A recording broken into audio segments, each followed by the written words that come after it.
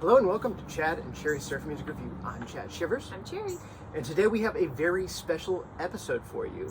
We have a submission, but it's not a record. Right on. Yeah. So, we have for you the very, very first issue of the Colorodo Instrumental Fanzine. It's got this beautiful cardstock, semi-glossy, perfect for autographs, it says in there. Yeah. So, all right, so what is this? First of all, I said this in the last video, it's a great time to be alive as a surf music fan because we have festivals everywhere. Yeah. We have so many releases coming out, like quality, the best record labels. It's international, it's everywhere, it's influencing other styles of music. And we even have, as of like last year, this year, we have 2 brand new surf music dedicated magazines. Oh, So I am only familiar with so this we've also one. got, you know, the Exotica Modern Okay, Tiki yeah. magazine that we have? Yeah. They started Reverb International. Oh. So it's just a great time to be alive. And again, I can't stress it enough. I love the community. I love the fact that we all try and support each other. It's not like a rivalry or anything. It's just, you know, we're all here to promote surf music, and that's what we're doing. And that is what our author, Matthew Clark, is doing. And thank you so much, Matthew, for sending this in. So, all right. So a little bit about, well, before I get into that, we also got sent a nice personalized letter, so thank you for that. And then like a little press release. This is a little worse for the wear because we've been sitting on this one for a while. Sorry about that. So just really cool, really, really nice personal touch. So a little bit about Matthew. He actually had another zine. Yeah.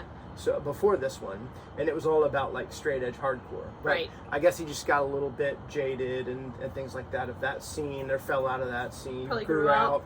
Yeah. And As we all do with the straight edge hardcore scene. yeah. So he had gotten into Manor Astroman at one point, and then went to college, and then later on was like wanting to study and listening to some instrumental music, and he thought Right. about Manor Astroman, and then of course that YouTube algorithm just got him. Yeah. So it introduced bands like Daikaiju, and what were some of the other bands? I don't remember. I don't know, the Volcanics, I believe, maybe. Yeah, that sounds right. Yeah. Volcanics and Daikaiju. So he just it got him, and then after going to the last SG 101, we must have walked past each other without even realizing it.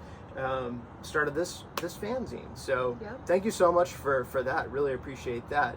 Now he plans to do 3 to 4 of these a year, and it features interviews, reviews, ads, pictures, things like that. I'll show you one. Yeah, please do. So we got, for instance, it starts off with like the Cosmic Rays, and the Cosmic Rays gave them some promotional pictures and also some flyers. Oh, Yeah, you'll see all There's some- sorts of stuff. Flyers. there's some flyers in here from bands. I would have sworn it was the Cosmic Rays that had the flyers. But Logos, album artwork. album artwork, all really well done. I love the way that he wrapped things around the text. Little promotional flyers. So there's a few bands that he interviewed for this issue, and we're going to talk about some things that we learned about the bands, and we're going to listen to one of them. We're just going to put on some music while we chat. So Yep. we're going to listen to the is it the Evan Stones or I the think it's Evans Tones? I think it's the Evan Stones,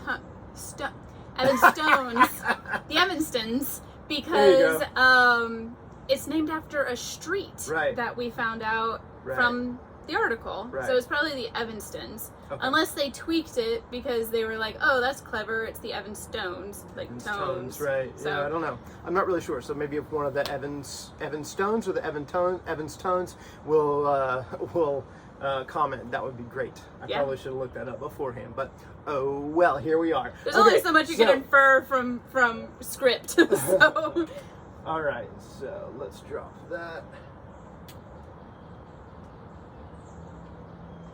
Okay. And we're also drinking, so I couldn't really figure out anything super related for this, but I decided to go, since we're talking about Colorado. I thought about, I wonder if there's any recipes for, like, from Adrift, which is a tiki bar in Colorado. So there certainly was, and it's a gin drink, which is Cherry's favorite. So here you go. This is the Siren's Call from Adrift in Denver, Colorado. Nice. Cheers.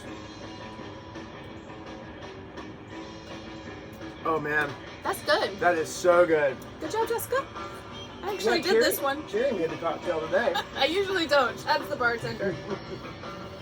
I was still doing research down to the wire. Yeah. Okay, so first up, we got the Cosmic Rays, like Cherry already said. And the Cosmic Rays are a quartet from Everett, Washington. And we do have a CD that the drummer, Dave Howard, personally gave me. Hi, Dave. That's my buddy. So they are a quartet from Everett, Washington, featuring Dave Howard on the drums, Van Ramsey on organ, Ron Averill on guitar, and Eric Munt on bass. They started as a Link Ray tribute, which that's where you get the Rays. Hence the name, right? And then they kind of have some, like, I think, what is it? Tien calls them spy-fi music. Spy-fi. So it's got this kind of spy space thing going on as well. Is that the... We might be getting the Am band I confusing? Yeah. That might be another band, actually. I think that might be the Evans. Okay, I'm sorry. There was a lot of information in this magazine. So they have 3 records, the Cosmic Rays. They have the Cosmic Rays are Go, Live at Daryl's Tavern, which is what we have there, and Blast On, Blast Off, which is their latest. They're like a mix of spy, spaghetti western, cartoon, tiki, and with Manor Astroman type influences. So again, hence Cosmic. And really, in the interview, there were just a lot of fun questions about, like, pop culture, like, if you could write a TV show theme, what would the TV show be? Certain things like that. So, and the Cosmic Rays, they have a song called, like, the Futureland Babes of the Future or something like that, and they were like, on ice! So they would do their own kind of thing, and that would be cool. And, you know, we've actually talked about how some bands have, like, a conceptual album where it does sound like it's playing out like a soundtrack. It could be played to a movie or whatever. So that would be really cool, guys. Put together something like that. Yeah. All right. Next up, after the Cosmic Rays, we have the Evanstones, or the Evans Tones, also from the Evanstons. Evanstons from Seattle, Washington.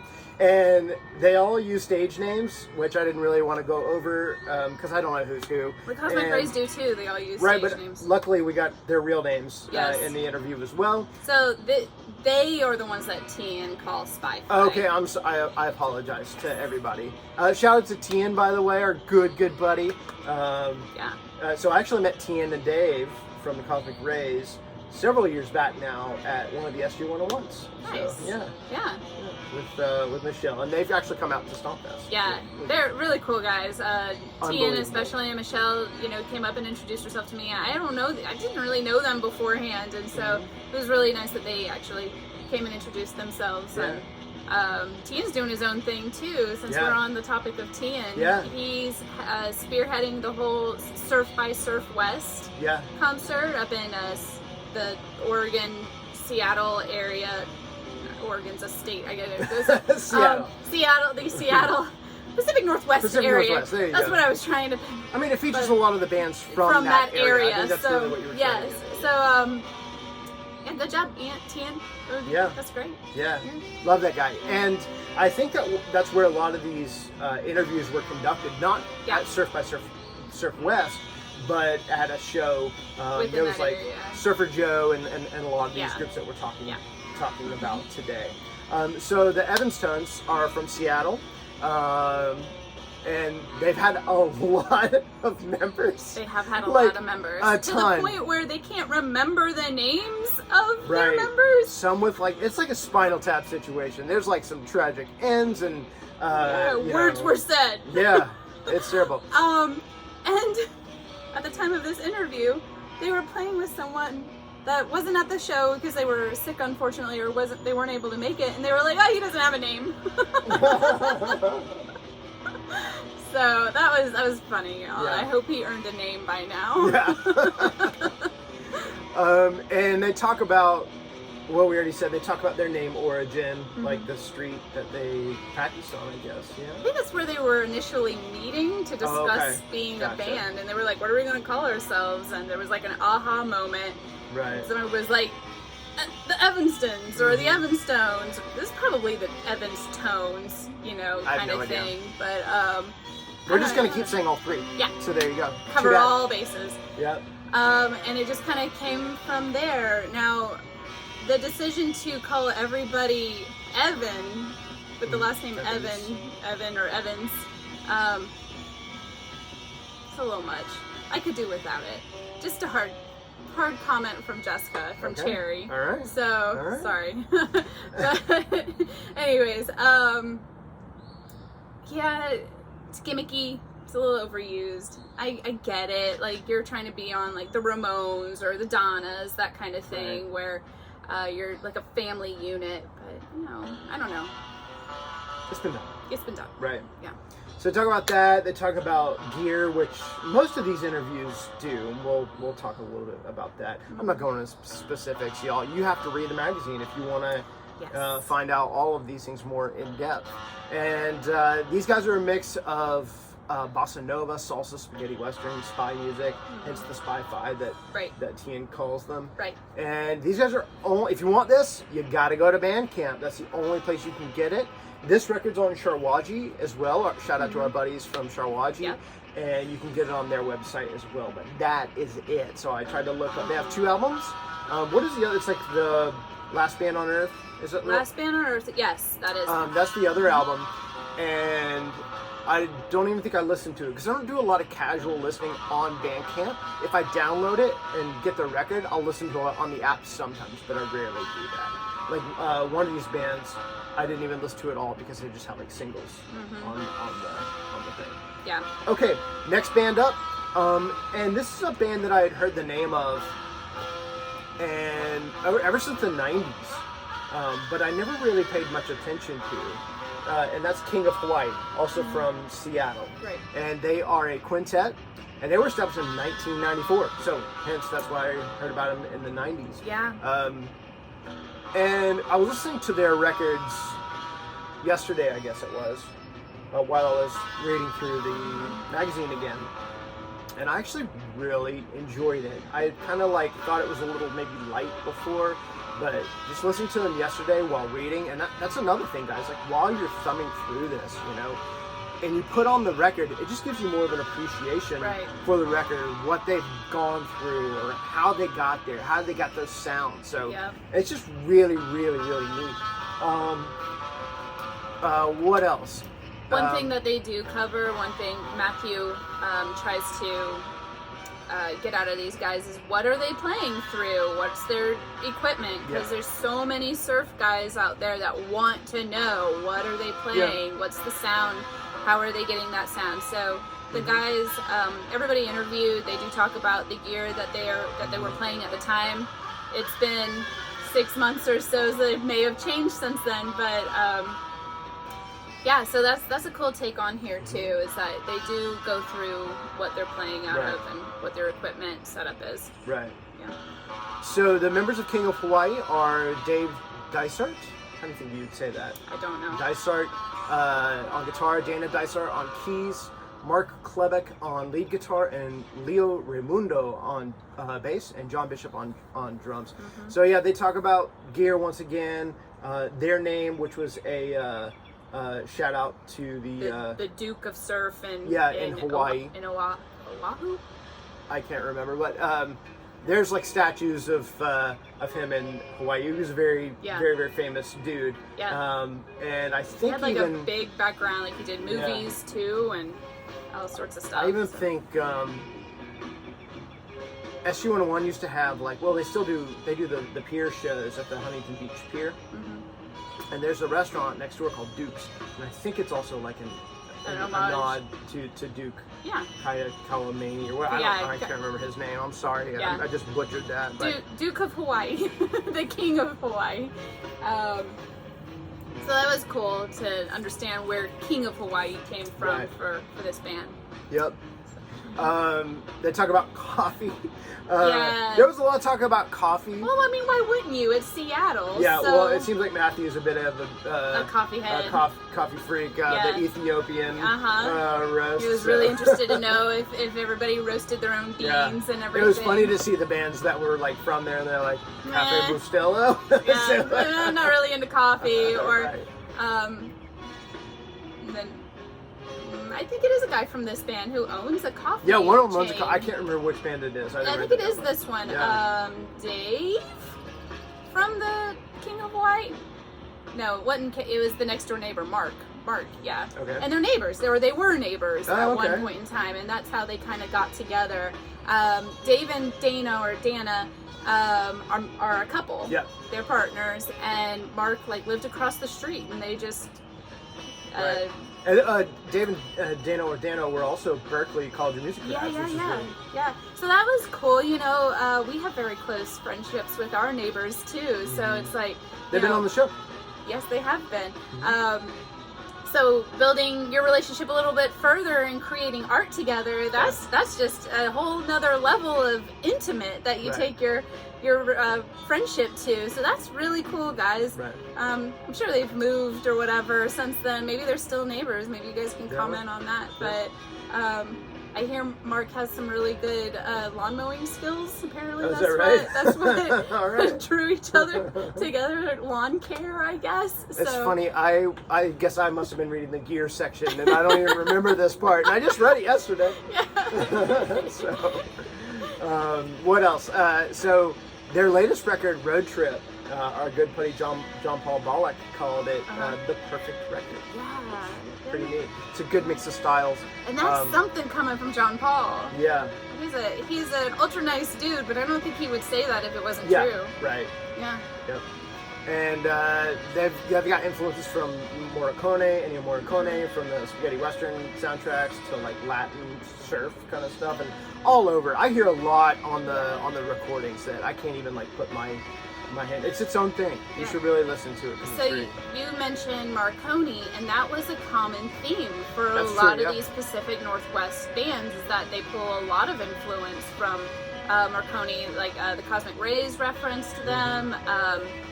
The Evanstones also reference them, and same with King of Hawaii. So there must be something to it. Another question that Matthew asked was, what is the Pacific Northwest sound? Do you think that there is a specific sound? And everybody was like, no, there's no sound. Everybody's different, but yet they're all drawing influence from the same people, and they're citing the same people or groups as being influential. So there might be a Pacific Northwest sound, and they just don't know it. Well, it's just not clicking, and that it's a common thread. Or they're just taking different things from the same source. You and I will often hear totally different things. Hearing the same song. So maybe that's it. And then finally, the King of Hawaii guys played with everybody. Yeah, everybody. I was really impressed and a little jealous, even though I have shared some of the same bills. But they played with the Beach Boys, Dick Dale, the Ventures, Los Straitjackets, Link Ray, Davey Allen, and a person near and dear to my heart, not surf related at all, Nico Case. Yeah, which is amazing. Yeah. So, heard of those bands? I bet you have. Yeah. All right. Next up, we are on to our buddy, Surfer Joe. Lorenzo. So, this was a long interview. Lorenzo can grab talk. A cafe.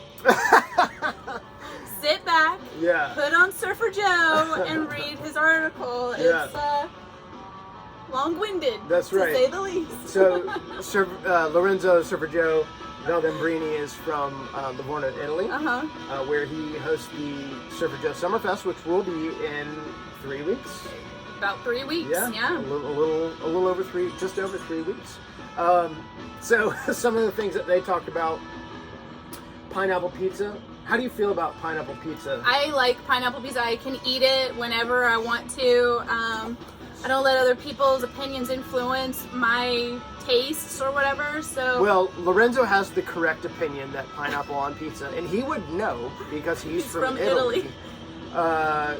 He says that he gives it a nod. He calls it Canadian pizza. Well, that's where it was made. I get it, but it's pretty common through North America as an acceptable pizza. So Anyway, I don't think we're gonna get to an agreement on that today. Do you want to show off all of our Surfer Joe records yes. while we're? I just wanted to kind of showcase some of the groups, the things that we have. That's a split with the Dead Rocks from Brazil, and some Eleki style music. What else? They talk about a lot about songwriting, like what inspires Surfer Joe, and how he records, like what he records with. It was really interesting to find out, like, you know, we talk about gear, and he was like, I only have 3 guitars. I thought that was really, really cool. Really just different, you know. Touring, which of course he does a ton of. man doesn't stop. No, he doesn't. We've had him here 3 times. We had him 2 stock fests. He was just here like in February. Yeah. Mm-hmm. Yep. And of course he was playing while Matthew did all these interviews.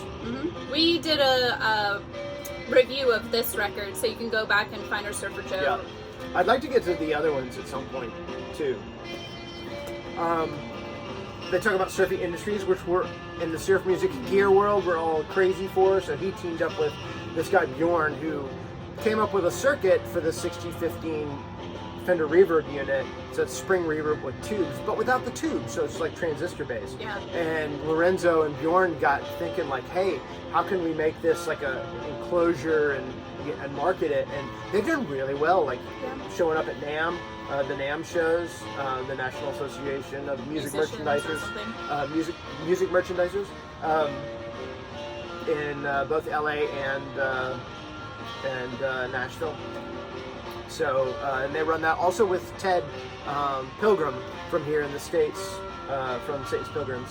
I don't think I realized that Ted was involved in surfing industries. He's the North American distributor. Okay. And they'll talk about like what kind of pedals and stuff they want and what the sound they're going for. And Lorenzo has so much experience on the road and just so much experience with everything because he dives into everything. Yeah. And so he can really help with a lot of the development aspects of that and like what's going to be road worthy and things like that. Right. So.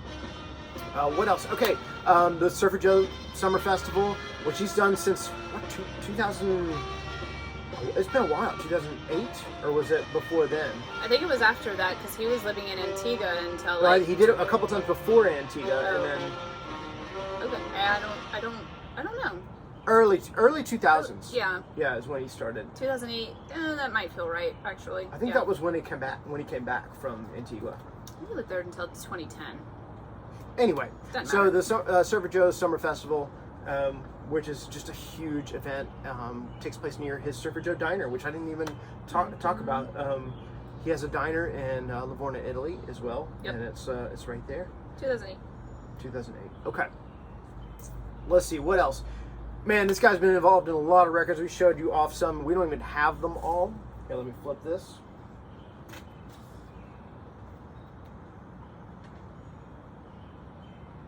Yeah, I'm doing a really poor job here. Okay, so like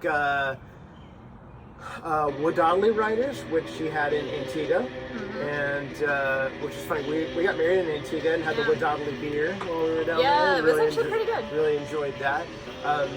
The Kilaueas and Surfer Joe playing the astronauts, so we know Lorenzo's got this crazy. We didn't learn this from the magazine, but. Lorenzo basically has tried to get every single surfer with the astronauts pressing. I think all he's missing is like the South African pressing. So I think they're all in his diner. So if you go to the diner, look for all the surfing with the astronauts like displays. I think they're like up real high. So really cool. I am looking forward to checking out his cafe. Yeah. And I think there might be a tiki bar attached too. Oh yeah. So I'm looking forward to our trip in a few weeks. Yeah. What else? So El Sonido Colorodo de Surfer Joe, Senior Surf, Swell of the Dwell, World Traveler, Fenderoni Diavolo, So lots and lots of different records. Some of the ones that we showed that weren't listed in the magazine. So really cool. All right, up next we got these surf zombies, our buddies. Nicest guys, man. Nicest guys on the planet. So the surf zombies, a 4-piece from Iowa. And they're just kind of from all over in Iowa. They were established in 2006, so been playing a long time, like some of these other groups. And they have 6 albums. Some of these albums were on Deep Eddy Records out of Texas. And I think a couple of the future records, the next record, and maybe a repress is going to be on our buddy Missy Fink's records.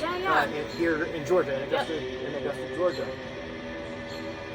The Surf Zombies are Brooke Hoover on guitar, Ian Williams on guitar, Trevor Trieber on bass, which also has a really killer power pop solo record. You should check that out. And then Luke Ferguson on the drums. They talk about their gear, of course, and being inducted into the Iowa Rock and Roll Hall of Fame. That's cool. How cool is that? Yeah. That just seems so surreal. For just being a band for fun. Like, yeah, right. That's all they cared about, was just being in a band, having fun, being with their friends, playing cool music. And then next you know, you're in the Iowa Rock and Roll Hall of Fame. I mean, what does that say about Iowa, though? It says that Iowa might be awesome. We might be missing out. I don't know. There's one surf band in Iowa, and they were dubbed into the Iowa Surf Rock and Roll Hall of Fame, or whatever it's called. That's awesome. So in here they talk about the filming of their music video for the song Badass, which was on their last record, In Color, which is badass. Yeah. And it takes place in a cemetery, which is really cool. And they talk about filming that and how cold it was. So cold. And how it was during COVID. So they didn't really have to worry about people being around or anything like that. They did it kind of, they didn't really have like a permit or anything to do that. They just kind of showed up and filmed and just, crossed their fingers, and it turned out awesome. So go check that one out. And they had also brought their own beer. And when I mean their own beer, I mean their own beer. Yeah, the Surf Zombie beer. They've teamed up with Iowa Brewing Company and have a Surf Zombie IPA, which was really cool. They talk about how they brought 4 cases down to Stomp Fest when they played. Yeah. They were handing it out before they were playing, and everybody was like, "You have your own beer?" And they're like, "Yeah, man." And like, that was kind of the reason why a lot of people, they played last. Okay, I mean, what a way to close out an event, because they were awesome. But that's also how they got people to stay to watch them, was like handing out beer before the show. So good call on that, guys. That was brilliant. And they're the most like down to earth, personable guys, like Jerry was saying earlier. So nice. And so they were introduced to Atlanta Traffic that day too. So I think they might be playing SG 101 this year. Are they? I thought it was the Insect Surfers, not the Surf Song. I think Surf Songs are playing. I don't have my little thingy out here, so I can't get I'm sure there are. There's like 30 bands playing. There's a lot of bands. I think the Surf Songs are playing. So I'm super excited to see them, especially in front of that audience. I think they're going to kill. Because even though they've been around for a long time, they got a billion records, they don't, they're in Iowa. Like, they aren't on people's radar, because you can't feasibly get from Iowa to other places easily, right? So, yeah, and they have a lot of merch, guys. They bring out a lot of merch. So cool designs. Yeah. Buy it. Yeah. It's on their Bandcamp. It's on their Bandcamp. But even if you're at SG 101 and they have their merch table, take stuff home. Buy it from them directly. Get these guys. I'm sure they don't want to take it home, but they have a lot of it, or at least they did when they brought it to Stomp Fest. So, support those guys. I mean, they're super nice, and they're doing this surf music thing because it's fun. Like, that's what they just kept saying, is that it's fun. So, and you can feel that in their show, in their music, in their album covers, everything, the whole package. Whole package, guys. The one thing I will say, we were just mentioning their Bandcamp. I like that in the magazine, there was always a link to, always an email or a link to their Bandcamp or wherever you could support these bands. Again, that's what Matthew's trying to do here. Support. He's not trying to, there's no getting rich. There's no getting fame. There's no nothing. You're doing it because you absolutely love it. This is exactly why we're doing this right now, right? Because we love the music and we want to share it with everyone, or at least some people, right? Yeah, the people that want to know about it or are curious about it. That's right. All right, and then finally, a group that I really don't know too much about, and still kind of don't, because this was the band that was on Bandcamp, but they only had a couple singles, and I don't even think I listened. This is the Woodhavens. The Woodhavens. So, they were just kind of getting started. It seems like it. Yeah, they started in 2015. But they hadn't put out really anything. No, they don't have much out. I think they got a couple of singles. Yeah. So they are a quartet from Seattle, featuring Jay on the guitar, Jeff, which is also in a punk band called the Sinister Six. Yeah. I want to say I might have one of their 70s. They've been around for a while. Yeah. He's on the drums, Mel's on the guitar, and Lucas plays bass. And Lucas is from a really killer, pretty well-known band in Seattle called the Destroyers. Yeah. And I've been meaning to get to their, I think we have 2 of their albums. We have at least one, I know. I think we have 2 of their albums. And I really want to get to that last one. It's great. Mm-hmm. So I think it's 10,000 Ways to Die or something like that. I'm doing that off right. there.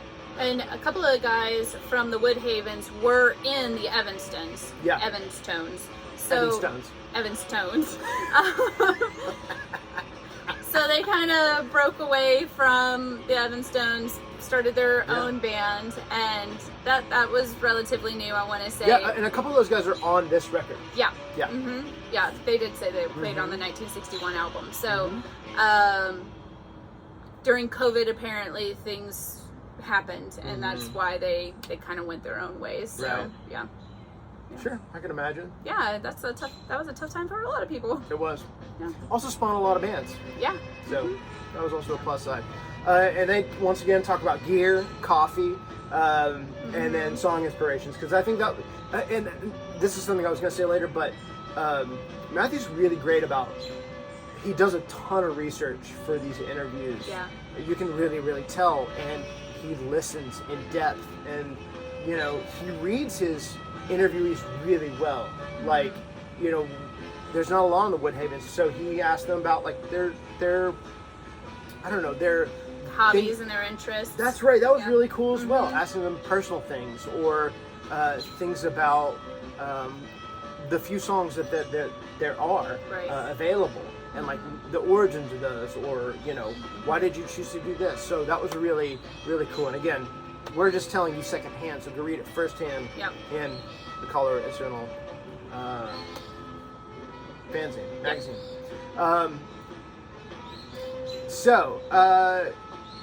I think, and then the final thing in this is there's some reviews, some music reviews of, and they're super well written. Yeah. Another thing I really like that he does in the reviews is he talks about the type of media. So it'll say, this CD comes in a cardboard sleeve, hand numbered or whatever. Yeah. So that was really neat. And there's reviews by Agent Octopus, Cosmic Rays, Daikaiju, Greasy Gills, Thomas Lauderdale Meets the Pilgrims, Satan's Pilgrims, Manor Astroman, and then a full-page, in-depth review of both Lords of Atlantis and Pollo Del Mar. And then finally, there's some ads. So what do we got ads here? I didn't even look. So we got Martin Cilia, which we just talked about. Yeah. Desolate Coast, another Pacific Northwest band, kind of moody, real cool. Shirawaji Records. Yep, Surf Monster, which we've got that Reverb International, which is the band, magazine. the magazine that Chad was talking about, Double Crown and the Continental magazine. And then a couple of pictures from the Volcanics. Yeah.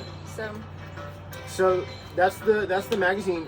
Go order on Bandcamp. We will have a link in the description, of course. And his goal is to share and promote. And I like the idea. He's like, you might hear about a band that you've never heard of before. Yeah. And that was kind of like, he brought King of Hawaii back to my mind, and I revisited it, and I'm like, oh, now I'm going to listen to more King of Hawaii. I think that's really cool. And I was listening to the groups as I was coming through, and it was just such a great experience. So I highly recommend you do that, not only with this, but also with Reverb International or Double Crown, which or is even really the Continental. Neat. That's what I meant. I'm sorry. That's the Double Crown magazine. The Continental. My bad. Yeah, Cherry, any other thoughts? Well, I want to add something. So about the coffee thing, right? So Matthew's from Colorado. Yeah. We actually have a subscription for coffee from Colorado. That's true. And I'm kind of wondering if he has had it, enjoyed it, or whatever. So I'd love to have your feedback on this. Ask him. So it's called Peak State Coffee, and it is infused with mushroom. It's way better than it sounds. I know. It's like extract. Mushroom extract is like coated over the roasted beans. So we use the Brain Sustain, which is like more caffeine than we probably should consume. But it's our favorite. So I want to know if you actually try it. So let me know. Pop it in the comments when you see this video. Speaking of comments, leave us a comment. Which band of these is your favorite? Which band would you like for Matthew to cover? Which band would you like for us to cover? Yeah. What's your favorite coffee? We want to know, okay? We want to know what your favorite coffee is. We drink way too much of it too. So That's right. So please leave a comment. If you like this video, please give us a thumbs up. Hit that notification bell when we release, so you know that cocktail. So you know when we release new videos. And did I say subscribe already? Please subscribe. Okay. We would love to have you. We're super close to 300. We're like 293 or something like that. So. We really appreciate all of you guys. And anything else? We'll be reviewing more of the magazines when they come out, when Matthew releases them. I don't think there's issue 2 out just yet, but I'm sure it's got to be coming soon. I hope it's available for SG 101 because I'm sure, there will be a table, from what I understand, there will be a table for them as well to have their hard copies, so you can pick one up there. And thanks once again to Matthew, and thanks for your patience. Sorry, we've been kind of sitting on this a while. I just wanted to, I wanted to do research instead of just talking about like, oh, this is this, and it being just a couple of seconds of videos. So I really wanted to get in depth. And actually, Colorodo Instrumental Magazine is going to be a sponsor moving forward for us, for our videos. So you're going to be seeing sponsorships from SG101 and CI moving forward. So we really appreciate everybody that's doing anything to promote surf music. Yeah, so check them out. Go to their Facebook page. They have a Facebook page as well. And he posts like updates and shows that he's going through. Instagram as well, right? Is there an Instagram? I only saw the Facebook page, but I don't. So I'm sure there is. Gotcha. All right, I think that's going to do it for us. So wherever you are on the wheel, we hope you're happy, healthy, and safe. And until next time, I'm out. We're out. We're out. Cheers. A little bit left.